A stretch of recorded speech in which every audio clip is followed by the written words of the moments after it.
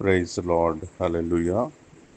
ప్రియ దేవుని అందున్నటువంటి సహోదరులందరికీ ప్రభువైన యేసుక్రీస్తు వారి యొక్క నామములో ఈ ఉదయకాలమందు వందనాలు తెలియజేస్తా ఉన్నాం. ప్రియులరా, ఈ ఉదయకాలమందు మనము దేవుని యొక్క వాక్యాన్ని చదువుకొని ప్రార్థన చేసుకుందాం. ఈ దినము మన యొక్క వాక్య భాగము కీర్తనలు 101. నేను కృపను గూర్చియు న్యాయమును గూర్చియు పాడెదను. యెహోవా, నిన్ను స్తుతించెదను. నిర్దోష మార్గమున వివేకముతో ప్రవర్తించెదను. నీవు ఎప్పుడు నా యొద్దకు వచ్చెదవు? నా ఇంట యథార్థ హృదయముతో నడుచుకుందును. నా కన్నుల ఎదుట నేను ఏ దుష్కార్యమును ఉంచుకొనను. భక్తి మార్గము తొలగిన వారి క్రియలు నాకు అసహ్యములు. అవి నాకు అంటనీయను. మూర్ఖచిత్తుడు నా యొద్ద నుండి తొలగిపోవలెను. దౌష్ట్యమును నేను అనుసరింపను. తమ పొరుగు వారిని చాటున దూషించు వారిని నేను సంహరించదను. అహంకార దృష్టి గల వారిని, గర్వించిన హృదయము గల వారిని నేను సహింపను. నా యొద్ద నివసించినట్లు దేశములో నమ్మకస్తులైన వారిని నేను కనిపెట్టుచున్నాను. నిర్దోష మార్గమందు నడుచువారు నాకు పరిచారకులగుదురు. మోసము చేయవాడు నా ఇంట నివసింపరాదు. అబద్ధములాడువారు నా కన్నుల ఎదుట నిలువరు. యెహోవా పట్టణములో నుండి పాపము చేయవారందరినీ నిర్మూలము చేయుటకై దేశమందలి భక్తిహీనులందరినీ ప్రతి ఉదయమున నేను సంహరించెదను.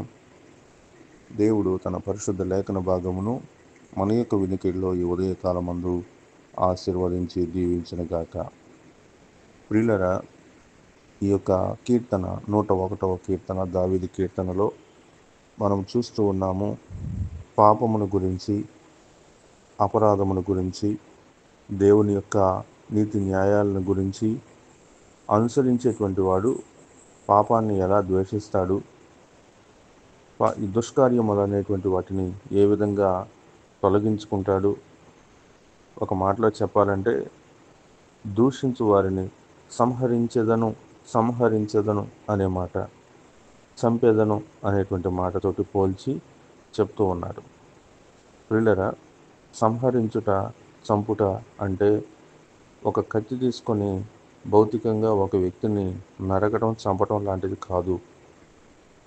సంహరించటం అంటే తొలగించుకోవటం, తీసివేసేయటం అనేటువంటి మాటతోటి పోల్చబడుతూ ఉంది. కాబట్టి ఈ ఉదయకాలమందు దేవుడిచ్చినటువంటి యొక్క లేఖన భాగము 101వ కీర్తన అనుసరించి మన హృదయంలో దేవుని యొక్క పరిశుద్ధత, ఆయన యొక్క పరిశుద్ధ వచనాలు, దేవుని యొక్క వాక్యము మనలో సమృద్ధిగా నివసింపబడి నిమిత్తము మనము ఆయన యొక్క కృపను గూర్చి, న్యాయమును గూర్చి, మరి మన యొక్క హృదయము సంతోషించినట్లుగా మనము వివేకముతో ప్రవర్తించాలి. ఆయన యథార్థవంతుడు కనుక మన యొక్క హృదయం కూడా యథార్థమైనటువంటి స్థితిలో ఉండాలి. మన యొక్క హృదయము ఆయన దృష్టికి అంగీకారంగా ఉన్నప్పుడు మనము కూడా ఆయన అంగీకారానికి గురవుతూ ఉన్నాం. ఆయన మనల్ని అంగీకరిస్తే, నేను ఆయన యొద్ద, ఆయన నా యొద్ద ఉన్నప్పుడు ఎలాంటి అన్యోన్యత లభిస్తుందో అలాంటి అన్యోన్యతను దేవుడు మనకు దయచేవాడే ఉన్నాడు. కాబట్టి అహంకార దృష్టి, గర్వించేటువంటి హృదయము, చెడు దృష్టి అనేటువంటి విషయాల నుంచి మనం దూరపరచబడినప్పుడు దేవుని యొక్క రాజ్యములోనికి హక్కుదారులము కాగలుగుతాము. దేవుడు తన యొక్క లేఖన భాగమును, ఈ క్లుప్త వివరణను మన యొక్క వినికిడిలో ఈ ఉదయకాలమందు ఆశీర్వదించి దీవించునుగాక. ప్రార్థన చేసుకుందాం. ప్రేమ కలిగిన తండ్రి, కృప కలిగిన దేవ, నమ్మకమైన ప్రభువా యేసయ్య, నీ పాదాలకు వందనాలు, స్తుతులు, స్తోత్రాలు చెల్లిస్తూ ఉన్నాం. ప్రభువా, ఈ ఉదయము మంగళవారము ఈ ఉదయకాలమందు నీ వాక్యమును ధ్యానం చేసుకొని ప్రార్థించుటకు మీరు ఇచ్చినటువంటి అవకాశంకై, తరుణముకై వందనాలు, స్తుతులు, స్తోత్రాలు చెల్లిస్తూ ఉన్నాం. 101వ కీర్తనలో దావీదు చెప్పినటువంటి మాటలను అనుసరించి చూసినప్పుడు, నాయన యేసయ్య, మేము మా యొక్క హృదయంలో పాపమును, అపరాధమును, అపవిత్రతను నాయన యేసయ్య ప్రభువా, మేము సంహరించవలసిన వారిగా ఉంటూ ఉన్నాం కనుక అపరాధాలను మా హృదయంలో ఉంచుకొనకుండా, అహంకార దృష్టిని మాలో ఉంచుకొనకుండా, నాయన మీ యొక్క పవిత్రమైనటువంటి మాటలను, మీ యొక్క వాక్యమును మా హృదయంలో భద్రపరుచుకున్న వారిగాను, వాక్య ప్రకారం ప్రవర్తించే వారిగాను చేయమని కోరుతూ ఉన్నాం.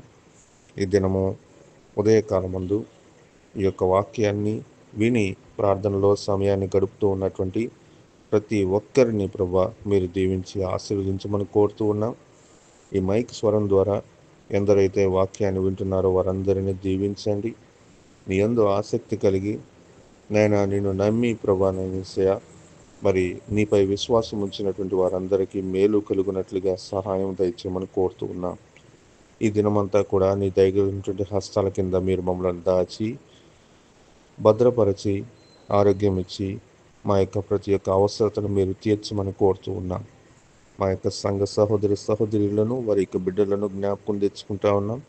అనారోగ్యంతో, వైరల్ ఫీవర్స్ తోటి, దగ్గుతోటి, జలుబుతోటి నాయన బాధపడుతూ ఉన్నటువంటి వారిని జ్ఞాపకం తెచ్చుకుంటా ఉన్నాం.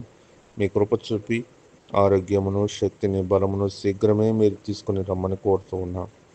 సమస్త మహిమాదంతా ప్రభావం మీకే ఆరోపిస్తూ మీ యొక్క వాక్యాన్ని మరొకసారి మేము చదువుకొని అందులో కలిగినటువంటి శక్తివంతమైనటువంటి సారాంశమును గ్రహించుటకు కృప చూపమని కోరుతూ ఉన్నాం. సమస్త మహిమాగంతా ప్రభావం మీకే ఆరోపిస్తూ యేసు నామం పేరట ప్రార్థిస్తున్నాను తండ్రి. ఆమేన్, ఆమేన్, ఆమేన్. అందరికీ వందనాలు. Praise the lord. God bless you all.